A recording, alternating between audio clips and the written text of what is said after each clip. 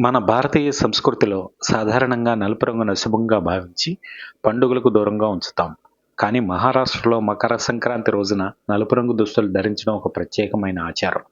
సంక్రాంతి శీతాకాలంలో వస్తుంది. వాతావరణం చాలా చల్లగా ఉంటుంది. సైన్స్ ప్రకారం నలుపు రంగు సూర్యరశ్మిని ఎక్కువగా గ్రహిస్తుంది. కాబట్టి నలుపు దుస్తులు ధరించడం వల్ల శరీరానికి అవసరమైన వెచ్చదనం లభిస్తుంది. వాతావరణ మార్పులకు అనుగుణంగా మన పూర్వీకులు ఈ సంప్రదాయాన్ని ప్రవేశపెట్టారు. మకర సంక్రాంతి అంటేనే సూర్యుడు దక్షిణాయనం నుంచి ఉత్తరాయణానికి మారే సమయం. అంటే చీకటి తగ్గి వెలుగు పెరుగుతుంది. ఈ సంక్రాంతితో చలికాలం ముగిసి వసంతకాలం రాక మొదలవుతుంది.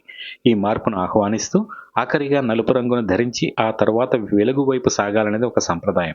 మహారాష్ట్రలో సంక్రాంతి రోజున చిన్నపిల్లలకు బోర్ నహాన్ అనే వేడుక చేస్తారు. ఇందులో పిల్లలకు నలుపు రంగు దుస్తులు వేసి వారిపై రేగుపండ్లు, చెరుకుగడలు, నల్ల నువ్వులు, మిఠాయిలు కుమ్మరిస్తారు. కొత్తగా పెళ్లైన వధువులు చంద్రకళ అనే నల్లని చీరలను ధరించి పసుపు కుంకుమ కార్యక్రమాలు నిర్వహిస్తారు. మహారాష్ట్రలో సంక్రాంతిగా అనగానే అందరికి గుర్తొచ్చేది తిల్ గుల్ షూ అని గోడ్ గోడ్ బోలా అనే మాట. అంటే ఈ నువ్వులు బెల్లం మిఠాయిని తీసుకుని తీపి తీపిగా ప్రేమగా మాట్లాడండి అని అర్థం. పాత కోపతోపాలను మర్చిపోయి అందరితో సత్సంబంధాలు కొనసాగించాలని దీని వెనుకున్న ఉద్దేశం. మన దగ్గర భోగి రోజున బొబ్బట్లు ఎలా చేసుకుంటామో అక్కడ గులాచి పోలి అంటే బెల్లం నువ్వులతో చేసిన చపాతీ వంటి తీపి వంటకం చాలా ప్రత్యేకం. ఇందులో నువ్వుల పొడి, బెల్లం, వేరుశెనగ పప్పుల పొడిని ఉపయోగిస్తారు. ఇవి చలికాలంలో శరీరానికి శక్తిని, వెచ్చదనాన్ని ఇస్తాయి.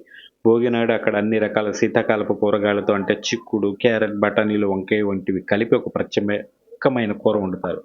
దీనిపై కూడా నువ్వుల పొడిని చల్లుతారు. దీన్ని సజ్జ రొట్టెలతో కలిపి తింటారు. మకర సంక్రాంతి నుండి రథసప్తమి వరకు ముత్తైదువులందరూ ఒకరి ఇంటికి ఒకరు వెళ్ళి పసుపు కుంకుమలు ఇచ్చిపుచ్చుకుంటారు. ఆ సమయంలో వారికి ఏదైనా ఒక చిన్న కానుకనిస్తారు. దీన్ని వాన్ అంటారు. ముళ్ళ పూసల నగలు అంటే తెలుసా? ఇది చాలా విచిత్రమైన అందమైన ఆచారం. పంచదార పాకంతో చేసిన చిన్న చిన్న ఉండలను దారంతో కుట్టి నగలుగా తయారు చేస్తారు. కొత్తగా పెళ్ళైన వారు, చిన్నపిల్లలు ఈ పంచదార నగలను ధరించి ముచ్చటపడతారు.